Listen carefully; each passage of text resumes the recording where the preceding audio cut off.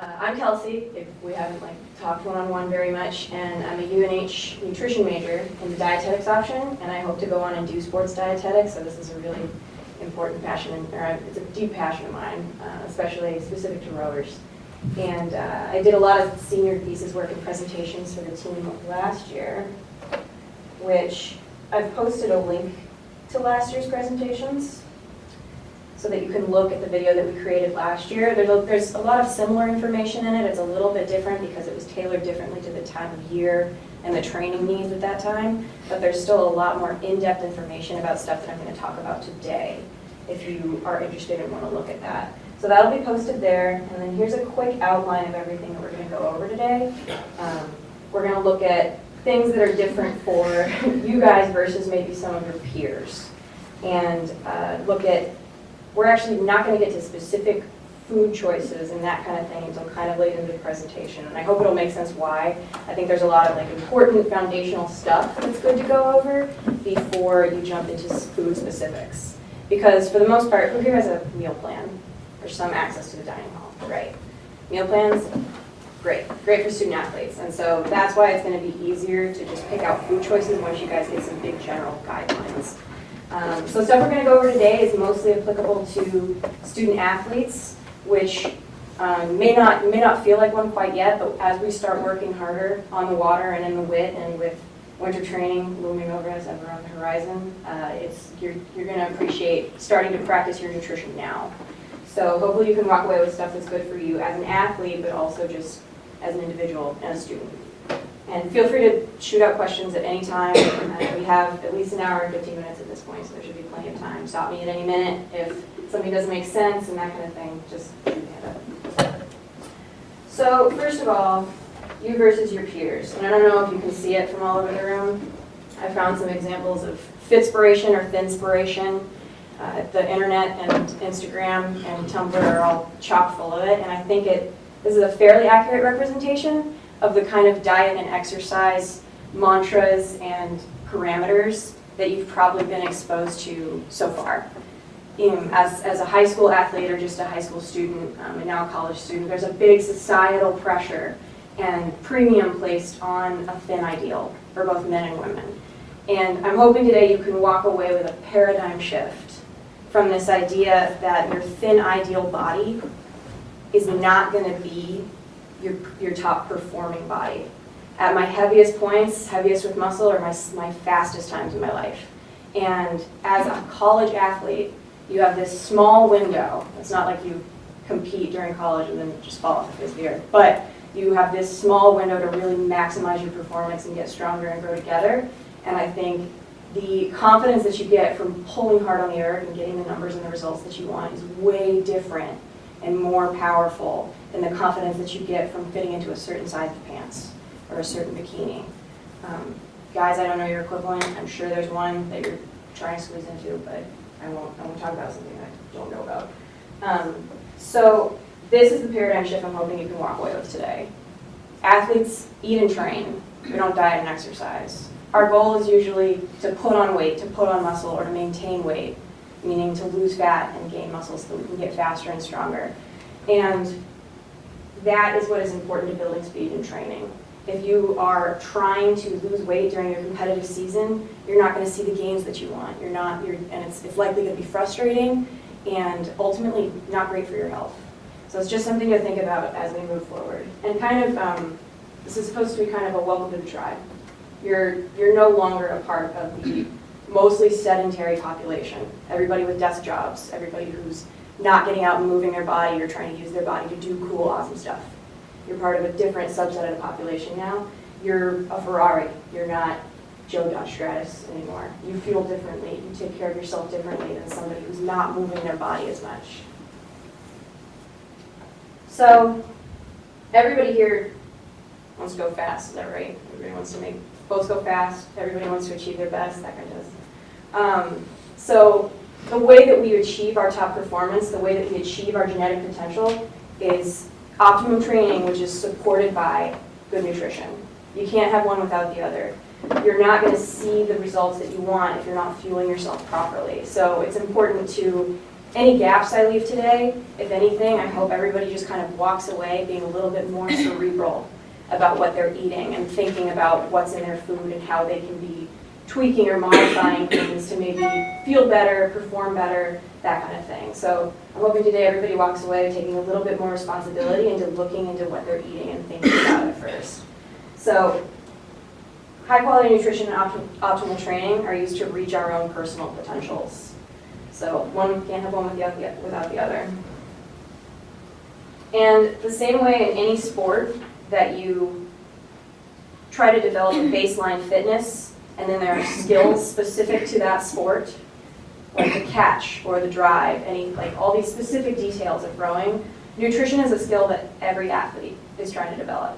And there are going to be a lot of specifics and a lot of broad concepts that we go over today. The most important thing is to figure out what works for you.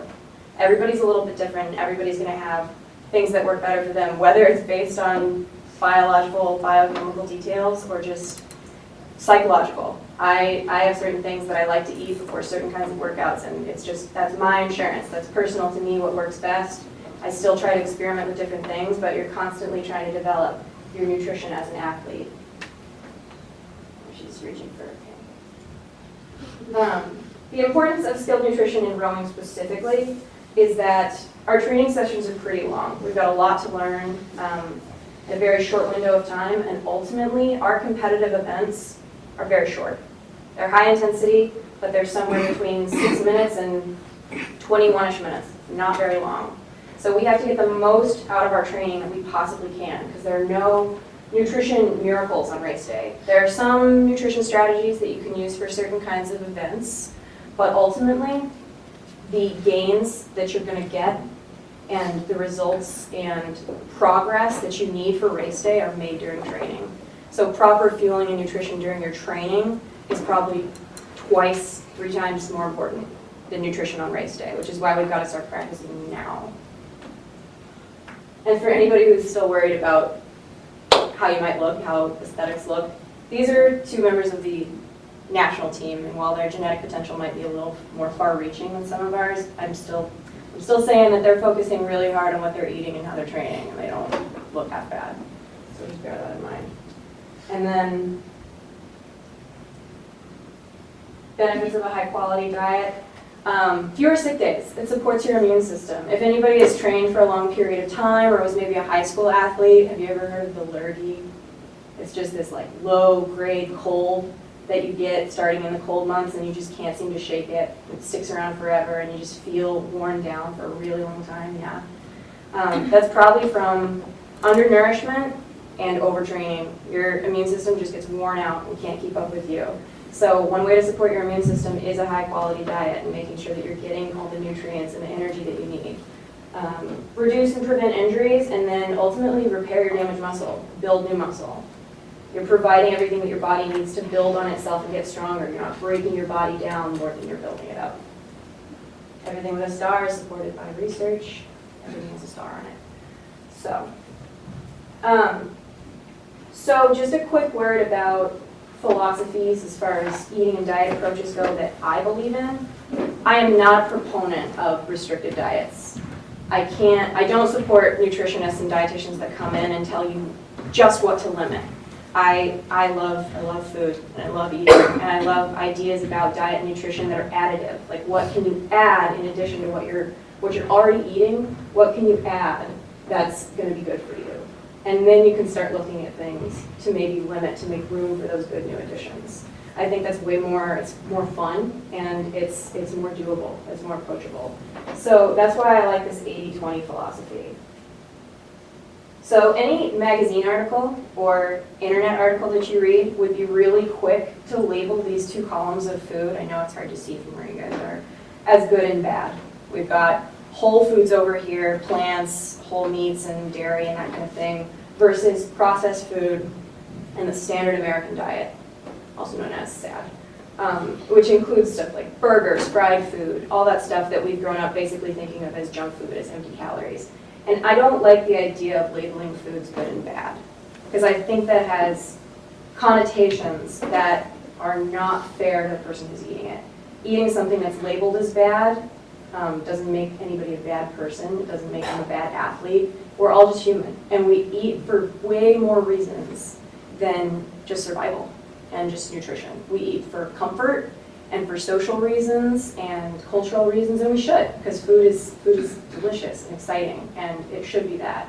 It shouldn't just be thought of as this package of nutrients, even if that's something that we're going to talk about later today. So that's why I think it's important to be forgiving of yourself, be open to making mistakes, and as long as you're trying to eat right, quote unquote, 80% of the time, and you're still enjoying that indulgence 20% of the time in foods that you don't think are as healthy, you're doing fine. So this could be looked at as your plate. Maybe 80% of it are whole foods and whole foods that are close to what they were like in their natural state. Maybe 20% of it is something desserty or processed or quote unquote unhealthy.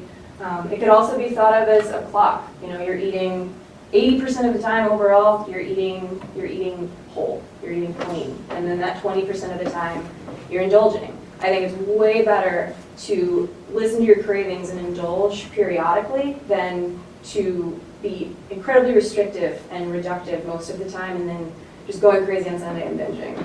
Nobody feels great after that. And I think it's way more fun to slowly slowly satisfy your cravings throughout the week and just binge at the end of the week. And ultimately, if you're doing the 80-20 thing, you're probably getting most of what you need. So that's just something to think of moving forward. All right, we're about to go into the engine. Does anybody have any questions? Is everybody jiving with this so far? Everything good? All right, here we go. So first of all, everybody's probably heard of calories. Everybody know? So calories are basically just food energy. They're a measurement of the energy in food. And so most of the population that we talked about, largely sedentary, not as active, sitting at desk jobs, they're usually looking to either lose weight or maintain weight. So they have different calorie needs than people who are adding extra activity. Everybody probably understands that as you add more activity, you need more calories just to maintain your weight, maintain your muscle. And if you're trying to build muscle or you're trying to put on weight, you're going to need even more calories. But the deal is that your body has different priorities than you probably do. Top priority is the brain. It's like ground control, number one, numero uno. Energy needs to be supplied to the brain all the time. And then there's stuff like the heart and the vital organs. And way down on the list is muscle. Muscle is really metabolically expensive. Having enough energy and enough nutrition in your body to build muscle signals to your body that you're in a comfortable, safe environment, and it's okay to expend energy to build that expensive tissue. And the best way to signal that to your body is proper nourishment. If you're not getting enough of something you need and you're not getting enough calories just in general, if you're in a calorie deficit and you're expending more calories or burning more calories than you're taking in, your body will think that it's starving. It's going to think you're in a crisis mode to a certain degree, and it's not going to want to build that muscle up. So part of nutrition is just signaling to your body that it's okay to build muscle, which is really expensive and hard to hold on to. So that's why the number one nutrition need everybody needs to think about moving forward is just getting enough calories overall. We're going to look at specifics about where to get those calories, but I think that's a pretty important concept just to look at before we move forward. And then as far as sufficient calories for each person goes, again, I don't like to hold on to specific numbers. Counting calories, calorie by calorie, is daunting and exhausting. It's not exact. And your needs change every day. Your schedule is going to be different every day. Your activity is going to be different every day. The dining hall offerings are going to be different every day. So it's important to be flexible. And for anybody who does want to look at specific numbers, I've provided a link in here. We won't go to it right now.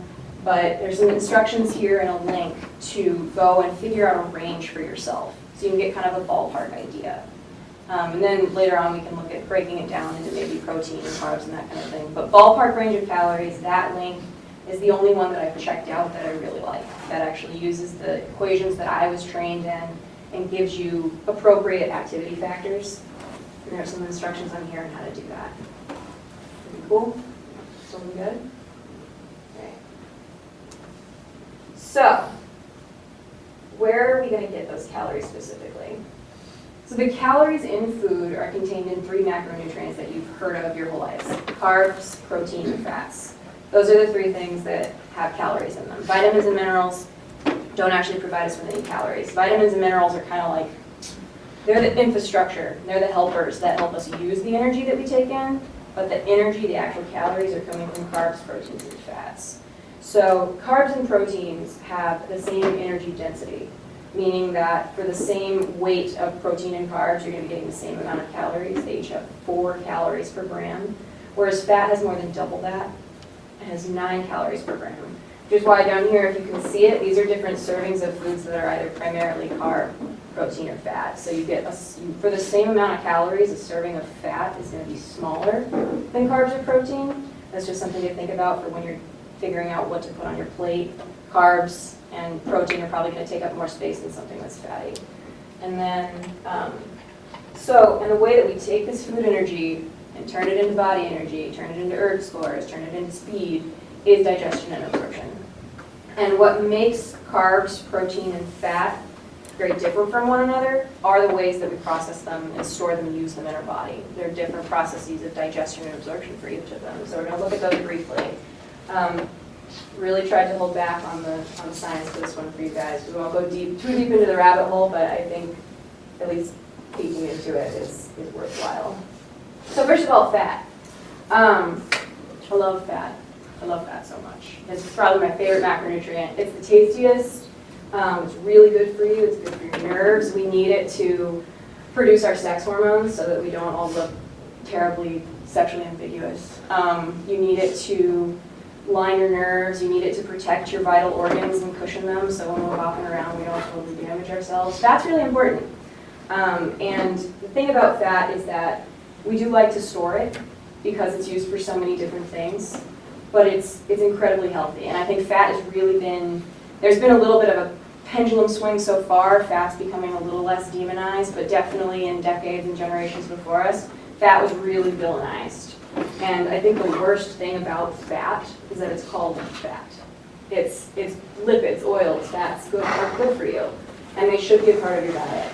So that's one more thing to keep thinking of as we move forward, is not to demonize fats and that they should be a part of your diet. The other thing that we should think about as far as fat goes is that it gives us fullness. It creates satiety because having fat in the stomach actually causes a hormonal reaction that triggers certain chemicals and mechanisms in the body that slow down digestion and make us feel full. And so fat kind of hangs out in our system for a long time. It's very slow digestion. And if you're eating something with fat, it slows down the digestion of that other food that you're eating. And that's important to think about because we don't eat carbs, protein, and fat in isolation of one another. We eat meals. We eat lasagna. We eat sandwiches. And so if you're eating a bagel with peanut butter, that's going to be digested much more slowly than a bagel just by itself. The fat slows things down.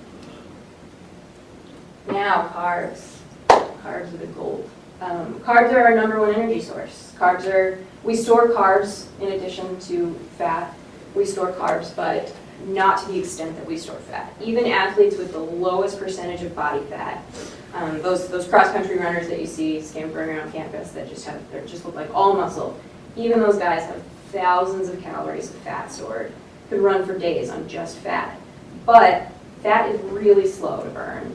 Fat takes a lot of steps to get from storage in our body to a place where we're burning it to produce energy. Whereas carbs, we don't store as much of, but we can burn and access much more quickly. And because we don't store very much of it, it's why we need to be including a lot of it in our diet. We're constantly, as athletes, trying to reproduce or trying to replenish our carb stores. So the primary carb that we burn is glucose. That's our #1. That's how it exists in our body. And it's also, glucose exists in food, and then we take it in and use it in that form of glucose for body energy. The storage form of that glucose in our body is called glycogen, which, especially if you guys start looking into this stuff more on your own, you're going to hear about glycogen a lot. Glycogen is the storage form of carbs in our body in both our liver and our skeletal muscles. And as athletes, those stores are super important to us. We're constantly trying to replenish those so that we have constant energy to our body. It's part of that providing the nourishment and the energy to our body that we need to reassure it that it's okay to build muscle, that we're not in crisis mode.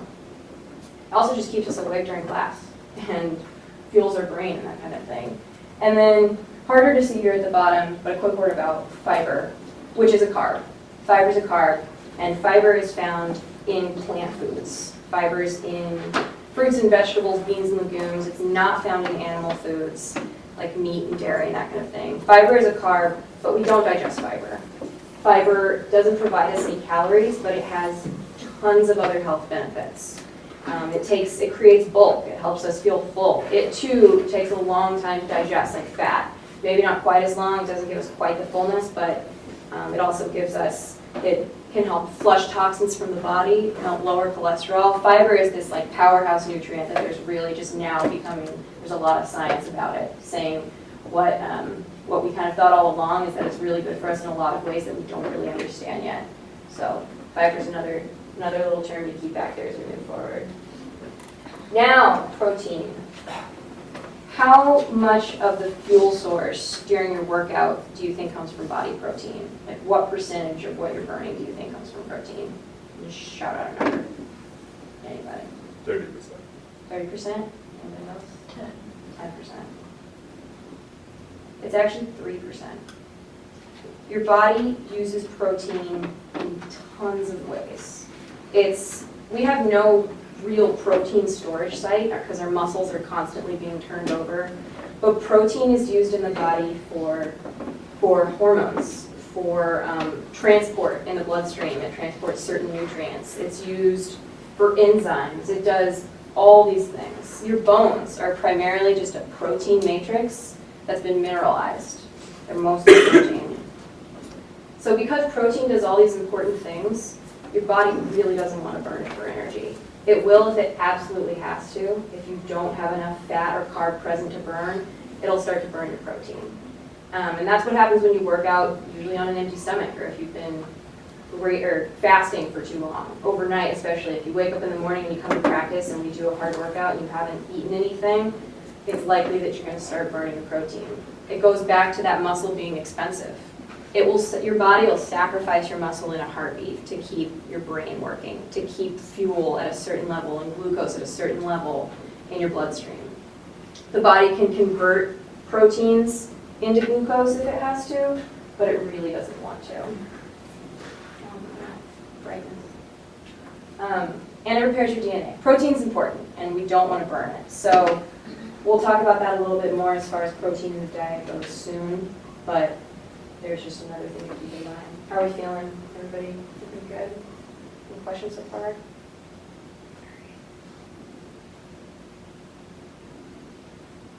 All right, so we're soon going to talk about food. So it goes back to what we talked about as far as Ferrari versus Dodge Stratus. You guys have higher energy needs than some of the population, but that means you have higher nutrient and mineral and vitamin needs too.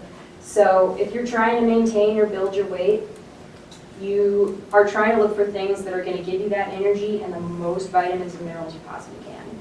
There's this concept we talked about last year with the team called stomach real estate. I really, again, dislike the idea of good and bad foods. For you guys moving forward, it's important to think about what foods can do for you, given your training needs and given your daily needs. And instead of thinking about foods as good or bad, just thinking about foods as being more beneficial at certain times. Foods are going to be more useful or beneficial to you depending on what your training is, how many hours away that training is, how long ago you trained, that kind of thing. So the risk with eating things that are empty calories and stuff like that is not necessarily that it's going to cause you to gain weight, because as athletes you're way more resilient to things like sugar and processed foods and that kind of thing. But the risk is that food is crowding out your stomach real estate from food that's going to be more beneficial to you. So your stomach real estate is valuable. So this is a model that I created last year that I've moved away from a little bit because it's very one-dimensional. Everybody's probably familiar with my plate, which you've seen at the dining halls, which is half your plate is fruit and vegetables, maybe a quarter of it is something carby, starchy, and another quarter of it is protein. The athlete's plate is pretty similar to that, but bigger emphasis on carbs. And plants, I like to think of carbs as like a third, and then are a little more than a third, and then plants, fruits and vegetables, beans, legumes, that kind of thing is more than another third, and then protein should actually be taking up probably less of your plate than you think it does, than you think it needs to. And we'll talk more about protein in a second, but so that's kind of a one-dimensional look at things. The carbs over here that you're looking at, it's recommended that you try and get 50% refined carbs and 50% whole grain. You don't have to go all whole grain all the time, which I think is something that's kind of pushed nowadays, but that's hard to do. And refined grains, everything has a place in your diet, including refined grains, especially as athletes, because that's valuable fuel to you guys. But it is good to try and get as much variety as you can within each of these little sectors. So this is what we're going to look at right now. Did everybody get a copy of this? I know it's not in color. Again, I'm going to send it out to you guys. You'll have it in color as a digital format. So this is, I made this last year, and I call it the stoplight approach. And it's meant to recommend certain foods to you guys at certain times, dependent on your training. So each of these columns represents a different time in relation to when your training has been or is going to be. So this first column, and then the different rows are different colors. Obviously green is stuff that's highly recommended for that time frame. And then yellow is stuff that's recommended that you moderate or at least experiment with. Again, everybody's going to have different needs and different wants, but these are things that just from a biological digestive standpoint might give you either discomfort or you might not digest in time to actually give you the energy that you need before your training. And then the stuff at the bottom are things that I would recommend that you limit or avoid within that time frame. So they're not no's, they're not nevers, they're just laters. That makes sense to everybody? Everybody feel good? Okay. So in this first column, your pre-workout meal, if you're going to be working out within about 3 hours. Your goals are up here at the top, right under the time frame, and you're trying to maintain your blood glucose and your glycogen because you're going to be training hard in a few hours. And this will be important when we start doing things like post-sets and afternoon workouts every now and then. And you're also trying to just feel satisfied and eat something delicious so that you're not hungry in between your meals. So the recommendations there is a balanced meal, something kind of like the rower's plate that we looked at, the athlete's plate. And so you want to prioritize carbs and starchy vegetables, low-fiber fruits and veggies, and low-fat dairy, because these are all things that are very nutritious, but they're likely to be absorbed easily, digested easily, they're easy on the stomach, in time for your workout, so that you're not eating something that's just kind of hanging out with you while you're working out. And there's more on, in last year's lectures, there's more on exercise physiology and its effect on digestion and that kind of thing for anybody who's interested in looking. But I think it'll suffice to say for now that when you're working out, your body's priority is not digestion. So if you've still got food that you're digesting from your last meal or your last snack while you're working out, its digestion is going to come to pretty much a halt because your body thinks that you're in survival mode. Your body thinks you're trying to outrun a tiger or a bear or something like that. So its number one priority is to just use the stored energy that you have on hand. It's not going to prioritize digesting and absorbing what you just ate recently. So that's why it's important when you're going to be working out to try and eat things that you're going to digest and absorb easily in time for that training. And so stuff at the bottom that I suggest to limit or avoid is stuff that would definitely stick around with you for about 3 hours. Fat being slowly digested, which we talked about, it can take up to 3 hours for you to completely start to digest fat that you eat and get it into your body. Fat can be burned as energy, like we said, but it takes a long time to get from its food form into our body energy form. Whereas carbs, quick conversion, quick use of energy. Protein also takes a little bit longer to digest. It takes way longer than carbs, definitely. And it has the same effect of slowing down the digestion of anything that you eat with it. So that's why I recommend that you prioritize carbs when you're going to be working out within 3 hours. Pre-workout snack when you're going to be working out within the next hour.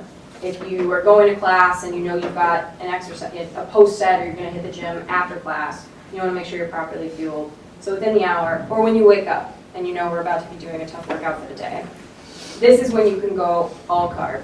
You want to digest that stuff ASAP. You don't want to eat too much with it. That's going to slow things down. So things like fiber, fat, and protein are what is going to slow that digestion down and prevent you from necessarily digesting and absorbing those carbs in time for your workout. Everybody is different, and so for some people a banana, A-okay. Some people a banana just sits in the stomach. This is really where you've got to start experimenting and figuring out what works for you. I'm not a huge proponent of bars, things like Clif bars and energy bars and that kind of thing. Those tend to be pretty dense, whether if it's with fiber or protein that you don't necessarily need at the time. Unless you find one that's just like all carb, all sugar, I think you're better off with some kind of whole food. Some kind of bread with jam or a banana. Sports drinks and juice are cool if you're going to be working out pretty soon, because you're going to get that energy real quick and you're going to be burning it right away in your workout. And then things that I recommend that you avoid are the high fat, high fiber stuff again, just because you're going to be working out soon and you want to have that energy available and you want to be comfortable. You don't want to be thinking about an upset stomach or pain in your stomach while you're working out. You want to be as focused as you can on the training. And then post-workout snack. Here's the thing about your post-workout snack. You want to eat it as soon as possible. There's a very short window right after your workout when your muscles are absorptive, because you've broken them down and they want to stop being broken down and they want to start rebuilding, but you've got to get them that nutrition right away. Because especially if you're working out in a deficit, if you haven't fueled properly before your workout and you were just burning your stores, your muscles are basically going to start cannibalizing themselves. And that effect doesn't stop when you stop working out. There's kind of an afterburn effect where your muscle keeps breaking down after your workout. And you want to get that nutrition in immediately as soon as possible to stop the breakdown and to start rebuilding. That's how you're going to get gains, is those two things, stopping the breakdown and starting the rebuild. And a lot of the literature and the research right now is promoting a 4-to-1 carb to protein ratio. And that's because the carbs are that immediate energy that tell your body, it's okay, there's energy available, we're going to be fine, we can stop breaking down, we can start rebuilding. And the carbs biochemically act as kind of the key that open up your cells and let that protein get in and start rebuilding the muscle. So carbs and protein together, killer. This is when sometimes bars are good. A lot of the bars out there, Clif bars, I think Lara bars might be the best as far as carb to protein ratio. You can start looking at labels now and figuring out what works best for you. But bars post-workout, I think, are usually better than bars pre-workout. Is that like in grams? Like grams? Like Yeah, carb carb to protein ratio. Not necessarily serving size, not like 4 bananas and 1 banana's worth of peanut butter. But it's carbs to grams, very good point. Gram. And then something that you do want to avoid post-workout is too much protein. It's like what we talked about with stomach real estate. You're going to want to prioritize carbs and have a little bit of protein post-workout, but too much protein is likely going to be wasted. Your body can't use that much protein necessarily all at once. It needs that carb component to unlock the cells, to open up the gateways. Yeah, Mary? So there's guys who like work out a lot and they want to get like bigger and they're always into like getting protein and like protein, fiber and all that and like the protein shakes. Yeah. Why are they doing that? Likely because they are not informed. Okay. They're not necessarily educated about, and we're going to talk about supplements a little bit too as far as marketing and what they can do for you and that kind of thing. But ultimately, they're paying for superfluous protein that they really can't use anyway. So it's not really doing that much for them. Likely, no. Okay. But as you'll read on here, anything post-workout is better than nothing. If all you can carry with you is a protein shake, golden. But it's got to be something. You don't want to miss that window of rebuilding. So if the best that you can do is a protein shake, okay. But I think part of your charge today is to challenge yourself, to start experimenting and thinking more about what you can be eating before and after a workout and to get more complex than a protein shake. Ultimately, I think you can do better. And then the protein, the post-workout snack is really just supposed to act like a bridge until you can get a full meal. You're trying to use that snack to stop the breakdown immediately so that you can get to a dining hall and really fuel, get a big meal, and actually start rebuilding. So the thing about the post-workout meal, especially if you're not going to be working out for another 3 hours, you're trying to eat this meal within an hour after, maximum, within an hour after you work out. You can now eat that balanced meal again, because you don't have to worry about digestion and absorption for your next workout. You're just trying to repair and rebuild now. So we'll look more at carbs and protein in a second, but the post-workout meal is really where you get the most liberty. You're just trying to get energy in as fast as you can. So you can think about that rower's plate. You can think about getting your carbs, your protein, your lean protein, your plants. And here is, I don't like to restrict or avoid foods. I like that 80-20 rule. And the only reason I say moderate sweets and fried foods is because they are essentially empty calories. They're giving you calories, they're giving you energy, but they're not also providing benefits like vitamins and minerals. So that's why you want to prioritize stuff that's nutrient dense, especially if you're trying to maintain weight or put on weight. You want to nourish your body so that it feels comfortable enough to build. And then again, I say limit or avoid too much protein. We're going to look at protein here in a second, but think about that stomach real estate. Think about what each food is going to do for you by occupying that space in your body. So for everybody that has a meal plan, UNH dining is awesome. We have a killer dining program. And what's fun about it is that you don't necessarily know what's going to be there every day, but you know that you're going to have starch offerings. You know that you're going to have options for fruits and vegetables and beans and legumes, which is why you can kind of think of it like each of those things that you're trying to satisfy, those carbs, that protein, those fruits and vegetables, it's like a slot machine. You don't know what you're going to get every day. You're just rolling dice, and you know that you're going to try and meet your starch or your protein or your plant needs, but you're going to try and do it with as much variety as you can, because there's a lot available to us. So the food examples list that I gave you, I hope that you guys would use to kind of fill in the stoplight. Places on the stoplight where you see mixed white and refined grains or lean protein, that kind of thing. You can then refer back to this food list to try and fill those needs. And that's by no means comprehensive. There's way more foods in the world than that's on there.